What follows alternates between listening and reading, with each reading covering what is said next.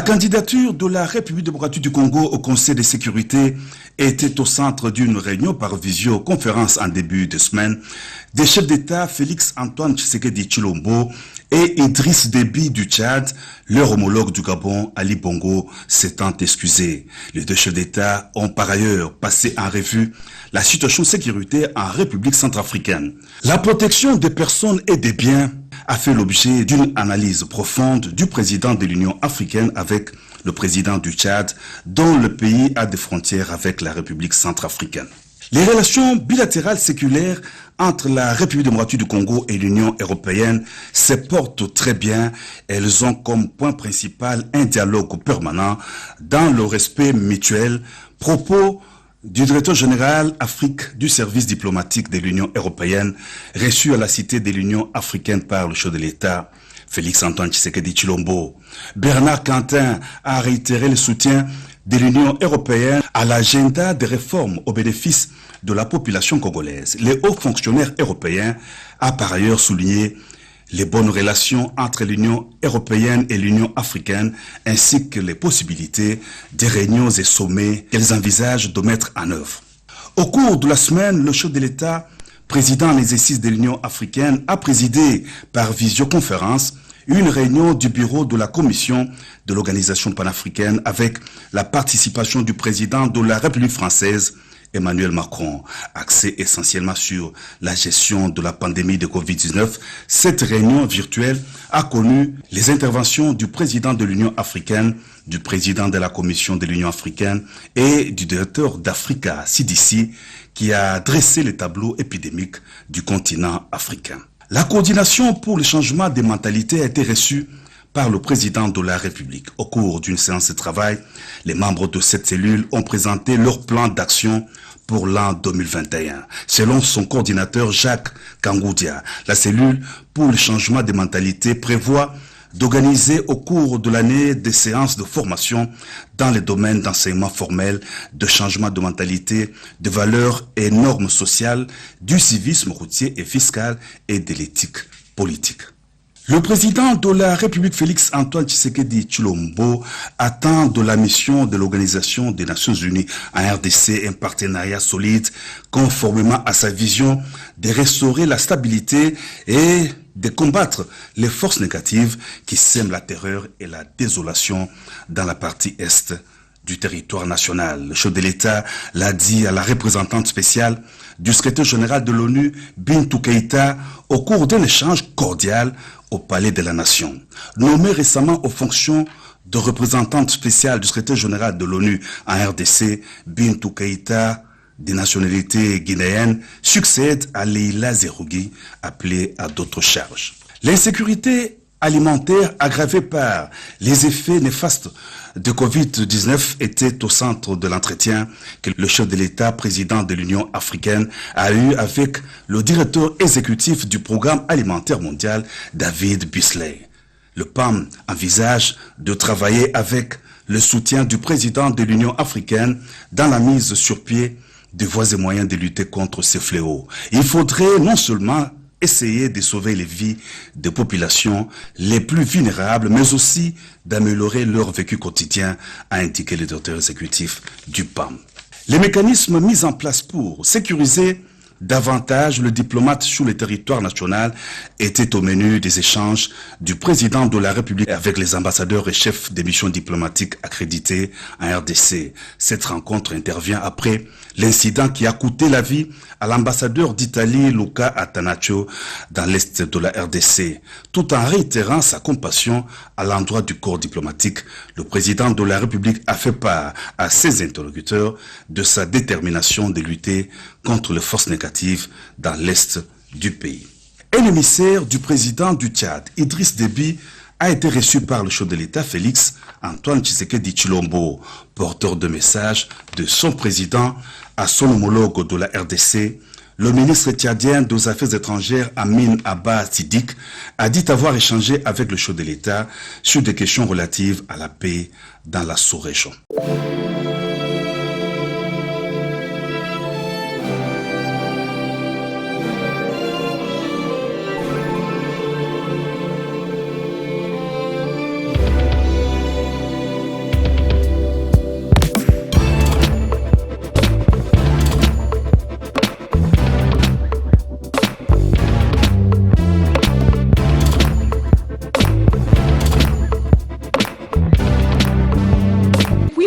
2017, l'État congolais s'est doté d'un outil pour favoriser les citoyens congolais intéressés de travailler comme sous-traitants dans le secteur privé. Après la création de l'autorité de la sous-traitance, c'est le moment de dresser le bilan. L'honorable président de l'Assemblée nationale a souhaité me recevoir pour s'enquérir du niveau de mise en application de la loi numéro 17/001 du 8 février 2017 fixant les règles applicables à la sous-traitance dans le secteur privé. Cette loi a été votée à l'Assemblée nationale et a été promulguée par le chef de l'État.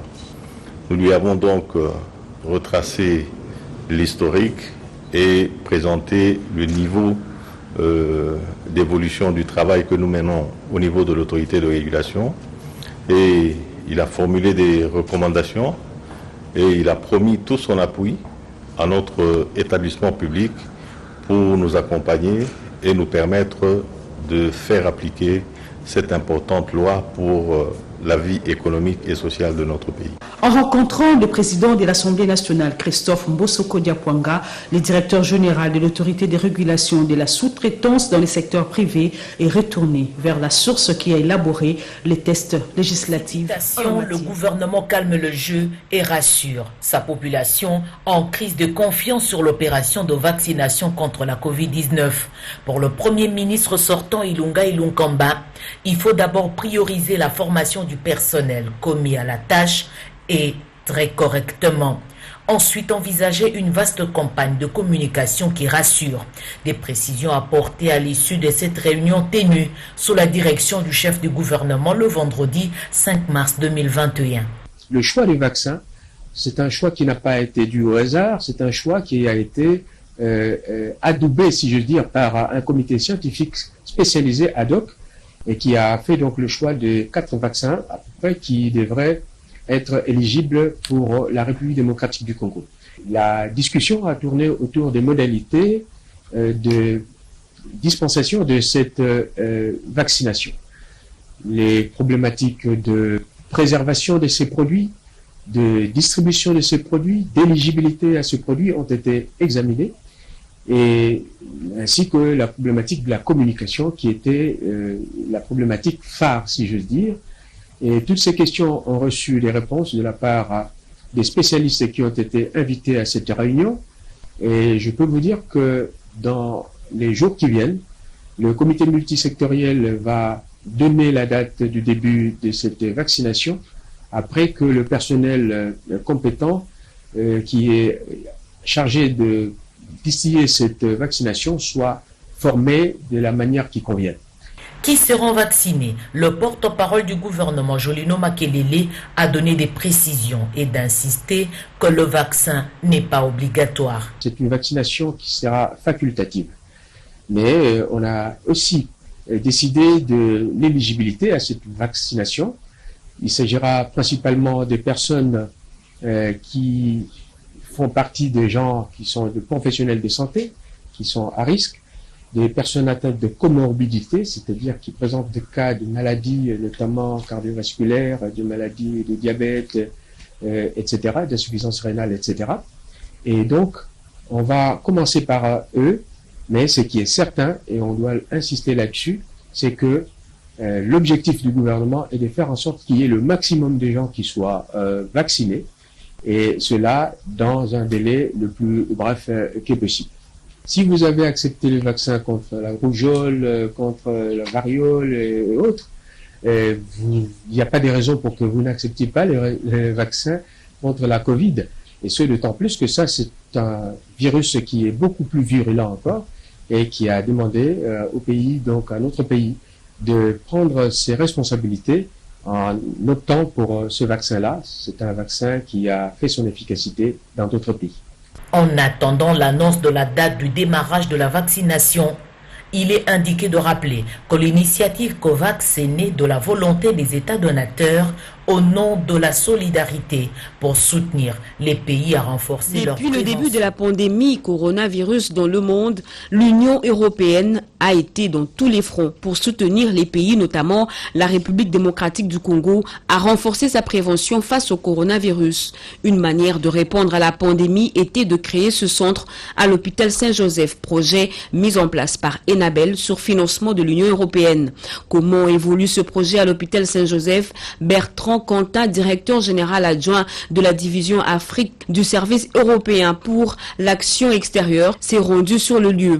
Lors de sa visite dans les différents bureaux, il a reçu les explications du chef de projet Covid-19 Saint-Joseph Enabel, qui a relevé que ce centre a été d'un grand apport dans la lutte contre la pandémie Covid-19, car il prend en charge des patients coronavirus et ce, de manière efficace jusqu'à leur guérison totale.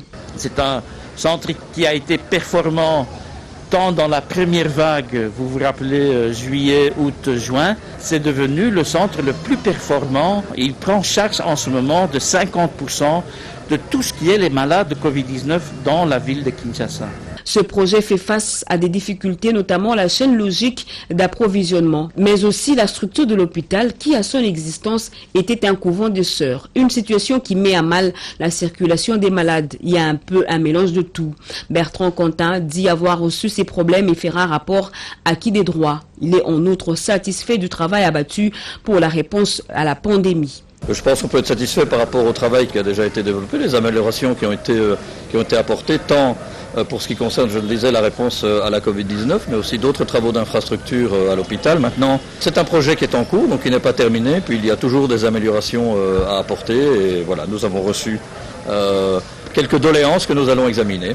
L'hôpital Saint-Joseph a également profité de la visite du directeur général adjoint de la division Afrique du service européen pour l'action extérieure dans ses installations pour lui faire part de quelques problèmes dont l'hôpital fait face, comme le manque criant des digitalisations pour la gestion du personnel, mais aussi le manque d'une dotation financière car l'hôpital fonctionne grâce aux consultations des malades qui revient à moindre coût.